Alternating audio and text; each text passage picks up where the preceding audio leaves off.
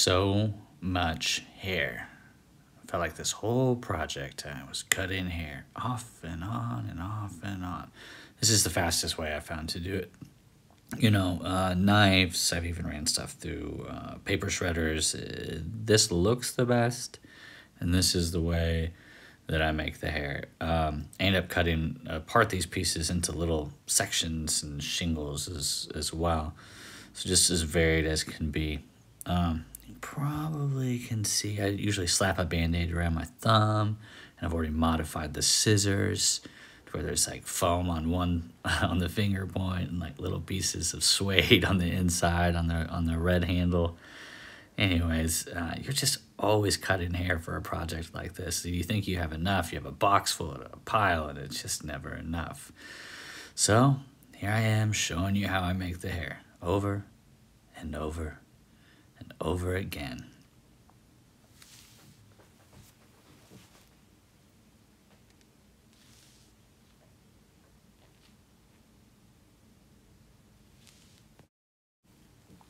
And this is how I make the eyes. This is just like a paper clay. It's air dry. It's a little heavy when you first work it. I moisten it up with some water, but once it dries out, it's actually fairly light stuff. So I've just got a piece of plexiglass that I've thrown over my desk here, and a little drawing just to help guide me on paper on the eyes. And so I'm just making the brows and the different pieces. And like, I've got a kid, and I'm like, man, like half of my sculpting is just snakes and balls, man. That's all I'm making, snakes and balls, just to make the insides of the eyelids. Then we'll throw a ball in there for the eyeball. I mean, it's the simple things. Kind of push it together with some tools, and I think that's like a pretty cheap tool I picked up somewhere or another. So I just end up liking different things, but snakes and balls. What this allows me to do is to easily transfer the eye over to the buffalo. And kind of, when I first make the armature, I kind of draw on the armature about where the eyeball is going to be. And so, and then transfer that out as I bend the cardboard around. So I know about where it's going to be, but man, I tell you what, it always looks pretty wonky when you first place it.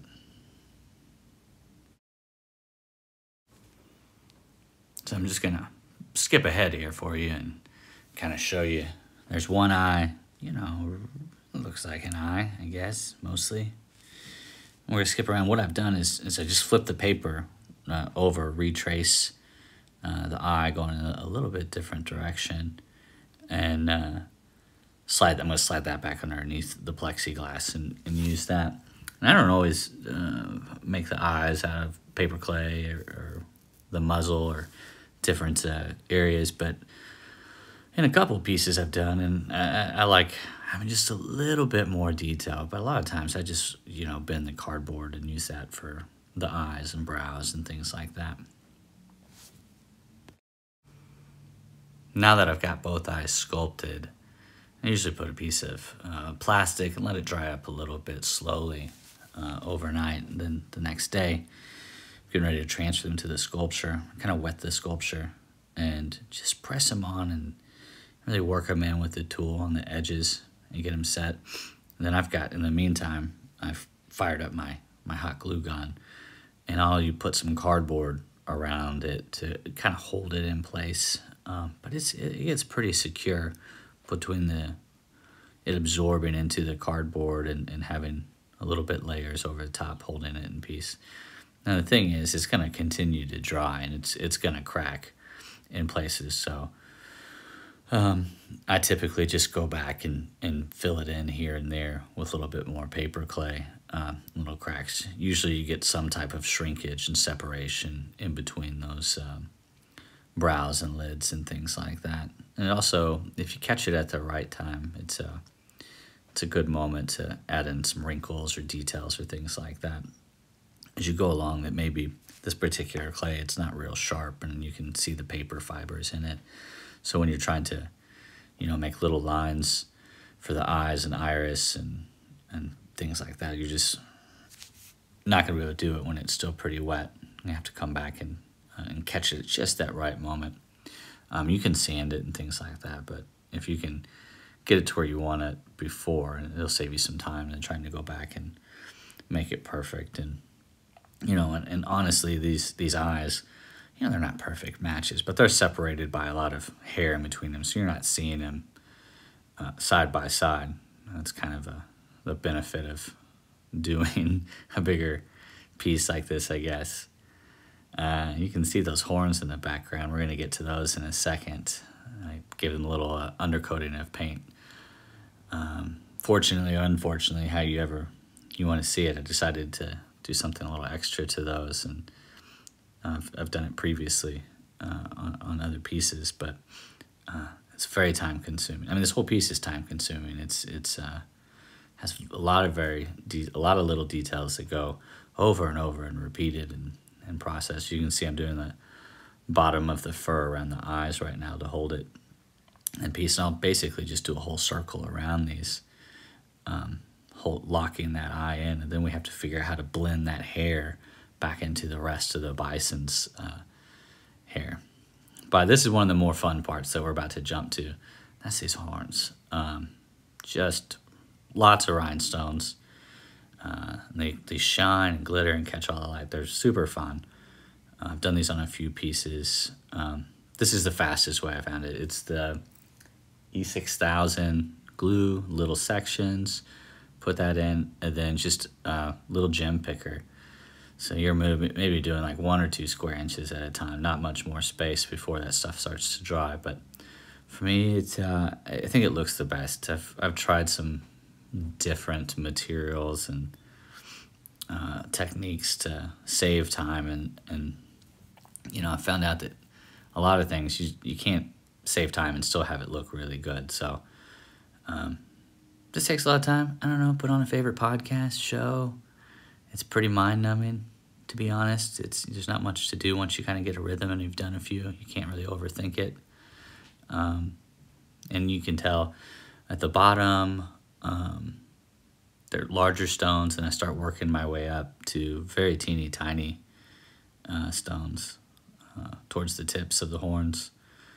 But man, they look cool. I really like them.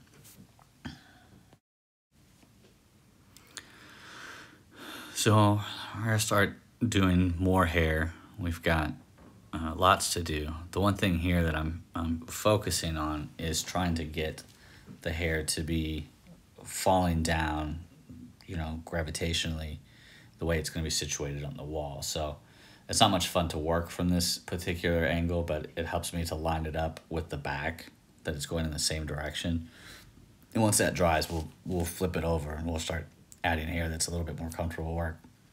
The rest thingy, I don't even know what you call it, whatever I have my head clamped to there, it's just a computer monitor. It's full swivels, and they're like, I don't know, $50. And I've drilled an extra hole in the back to help me hold on to the piece a little bit tighter.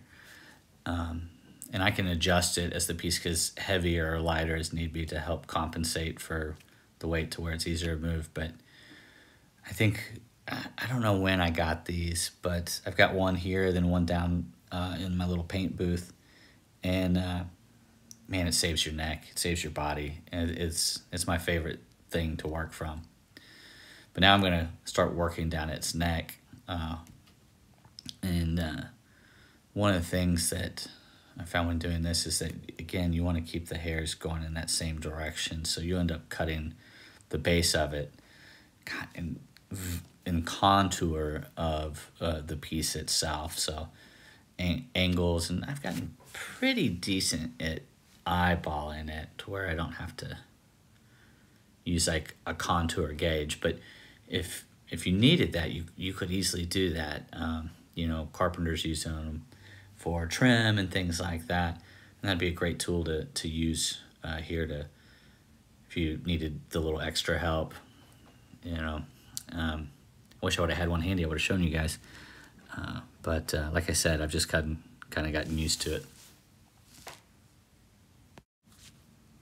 You can see here where that one's cut at a sharper angle than the one beside it to help it go in the same direction. And again, I'm just adding more hair and hair and hair and hair.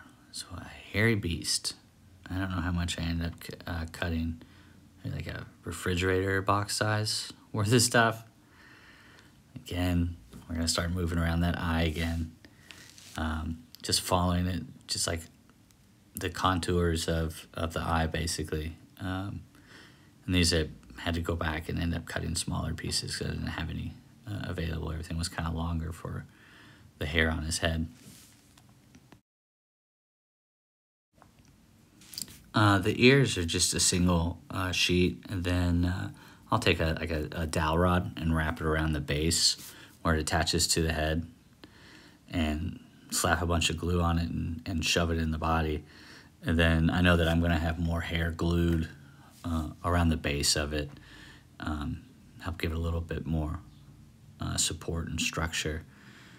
But that's basically how I made the ears for this particular sculpt. Sometimes they're bigger and bulkier, you know, because ears aren't necessarily just a flat piece of flesh. So sometimes you gotta bulk them up, especially around the base, to have them look a little bit sharper and better. But that's basically the ears, just cover them in hair, as you guessed. As you guessed it, more hair. So I'm going to work up. And the reason you kind of have to start down here is just because it's very similar to shingling a roof on a house. It's much easier to go on top than try to slide stuff underneath. Every once in a while on the build, you end up kind of looking back and realizing you need to insert something, and that's fine. I mean, it's not too like there's the piece right there. Look at that. Whoa. Exactly. So you get it in there and kind of size it. I think I end up trimming up both sides of that before gluing it back in. And I guess the nice thing about paper is that if it's a little too long, you can always just grab your scissors and, oh, look at that. Man, I'm like a psychic. And just trim it where you need. You know, I think that if your eye is kind of attracted to one piece more than in a specific area, that's a good indication that something is wrong. One thing I would also recommend is that when you're working on a piece like this and you find yourself working inches away from it, it would probably behoove you to take it off your stand or wherever you're working at it and get it to where you can walk away from it a little bit and see it from a distance. It'll help you from having to go back and make drastic changes to something that you didn't realize because you were so on top of it. And I've been guilty of that myself. So, but if that does happen, don't be discouraged. You can fix it. It's just cardboard or art or whatever material you're using. You know, there's usually a way out of it. It's just going to take you more time. As you can see, what I've done is I've peeled the top layer of the cardboard off so it's thinner, and gone back to make a shorter, not necessarily an eyelash, but just a thinner piece to help transition that into where the paper clay is. You can see a previous bison I've done in the background on my monitor, and it helps to have reference to a piece that you've already done. But now I'm mounting the horns, and again, I've got some dowel rods that I'm getting ready, and basically just kind of lining up the angle that I'd prefer these horns to rest when they're mounted. And so I'm just kind of scoring the edge here with my scissors and then breaking it off. A lot of glue. Again, the base of the horn will also receive glue and be further supported as I glue hair around it as well. And it's just like polystyrene, just regular styrofoam. I probably reclaimed it from some packaging at some point and glued it together. And I end up cutting that out with a hot knife, then covering it with clay foam, which it kind of dries very similar to like an EVA foam, and then a layer of paint, and then the rhinestones. And that's how I make some of my horns. Again, sometimes I make them straight out of cardboard. Sometimes I make it out of this process. Sometimes they have a wood insert, then covered in clay foam. There's lots of different ways to do it. I just find out what I'm kind of in the mood to make, or don't like the last way I did something and try something new. I don't know. I like this way though. It's a little sharper and cleaner, and I like the contrast in between the cardboard texture and then the different textures of like the clay foam and the horns and the rhinestones, and then the paper clay on the eyes and muzzle. I think that they look nice together. Obviously, those are the decisions I made as the artist here, but sometimes it's all cardboard and sometimes it's a mix.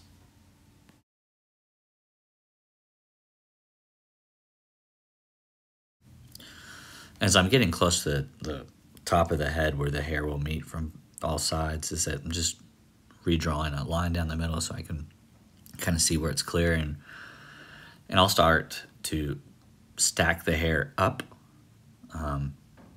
That's mainly just to hide that kind of seam, but also, sometimes the hair of animals, they stick up a little bit, just like ours do, cowlicks and whatnot. Or I guess in this case I got a bison leg, but that's how I've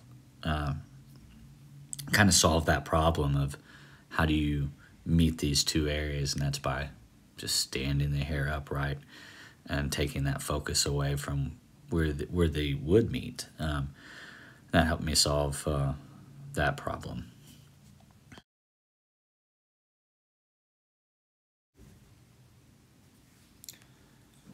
And speaking of transitions, to help this not be so abrupt from the hair to where there is no hair, I decided to peel off that top layer of cardboard here and there. I think that helps kind of soften the edges as it transitions, and kind of let your eye believe that maybe it's all fur and this is just an area that's shorter, but a good way for me to do that. So I've just got a little finer blade and working that in here and there. But let's be honest, this is the best part. You're fine, cut all this hair out, done all this work, and I'm finally getting ready to paint. I knew from the beginning this was going to be a very bright, very loud piece. So this is my little paint booth in the basement. I've got some ventilation running outside, a pre-filter to catch paint, all that good stuff. Just need to mask off these horns. Now, I really like that green frog tape for masking, but it's currently out, so I just use some blue painter's tape, and it's fine. It does the trick. It gives me a pretty clean edge around the base, and I'll have little wiggle room because the fur will be there. But I'll work that down low into the hair. Then towards the end, I'll just grab a piece of plastic and tape up the rest of it, save a little time and tape. And if you're kind of a hoarder, you've always got little pieces of plastic. You can use them for lots of different things. And mask up, and it's go time. I'm going to be using Montana Black, Infra Pink, and Freak Pink.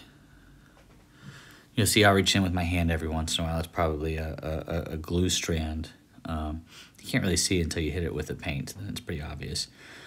And I'm just picking that out as I go along. I'm really just going for coverage right now. I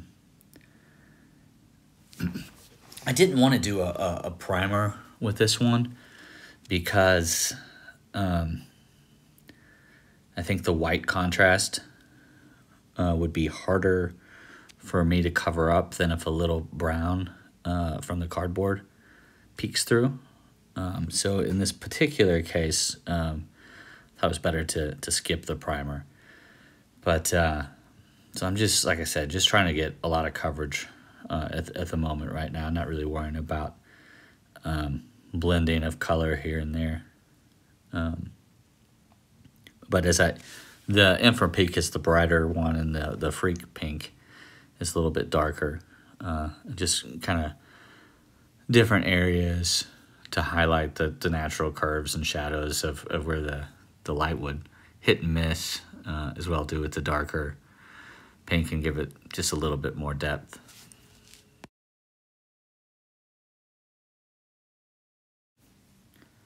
You can kind of see where the darker pink is, where the hair meets at the bottom of the neck, along the brows. Just, again, working that in to just have a little bit of difference in those areas and making it lighter where there would be shorter hair, just to, again, help distinguish those areas. It's funny how earlier I was talking about softening the transition, and now it seems with the paint I'm increasing it, I suppose, but you know, I think it looks pretty cool that way. The hair got the airbrush out, and I've put some purple in here to kind of get some darker areas around the eyes and the nostrils and muzzle. And you know, I'm not like a whiz per se with the airbrush, but it sure is fun to use. You know, one of the things that I didn't plan ahead, but to add a little interest, I guess, I put a pretty hot pink in there. It was Liquitex, neon pink or whatever. I don't remember the color, but I started to highlight it in some of the areas on the cardboard in these little sections, and I thought just how cool that looked to have a little difference. Right now, you can see that there's, with a darker color, purple on the exposed cardboard, and then went back again to, you know, adding depth and richness, or whatever you want to call it, by adding these different colors in different spots and picking and choosing. You know, at this point, you know, if you make a bad decision, you can always paint over and kind of go back and fix it, you know, or just changing the icing. The cake's already built at this point, so you can see now I've switched to that hotter pink and going in and highlighting some of these squares and rectangles just to add interest to the piece, I think, and I think it looks pretty cool. And that's about it, you know. Changing the I don't have great lighting down there in that paint booth, which I guess I should probably change, since I do painting down there and lighting's pretty important. But you know, we're all working with what we got, spaces and different areas. But yeah, everything hangs on a French cleat, because there's really just, I've found there's just not a better way to hang these, and I make those myself. It's just a 1-inch pine, or you know, whatever, and I just end up cutting it with a 45. This was my favorite part, I think. I'm so excited to get that plastic off and the tape, and see the sparkly horns up against the hot pink buffalo here. So I was pretty pumped. There was like one little spot on the bottom of the horn where it met, where you could see some exposed cardboard. I just grabbed some neon pink paint, acrylic, and touched it up with a brush on both sides, and that was really the only spot that needed to be hit as far as paint. Everything else was aesthetics, you know. So I got pretty lucky with the spraying. Everything went well, and I'm happy to be done with the project and ready to move on to the next one. You know, so I hope you guys have enjoyed this tutorial and found anything informative and helpful at all. Let me know if you guys have any questions as well. Type them in. I'll try to get back to you as soon as possible. final little details here. I think I've got some black and some pink mixed up in a cup, a little bit of purple. I think at first I ended up making them just too dark. I really didn't like it, so I went back and kind of softened them back up because it was too much of a contrast, and I didn't like that at all. But, like I said, if you have any questions, let me know.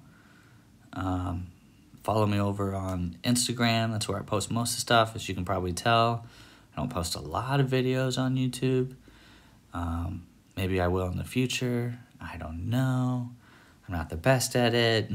I'm better at making things than talking about them and recording them. So, but I've got 2 little kids, so I work with what time that I have, and but who knows? Maybe in the future I'll be able to make more stuff. But I hope you enjoy the work, and if you learned something, that's fantastic. I know that I spend a lot of time researching, air quotes, finding out how to build stuff through other makers and artists and things like that on YouTube. So I appreciate everyone else who makes videos too.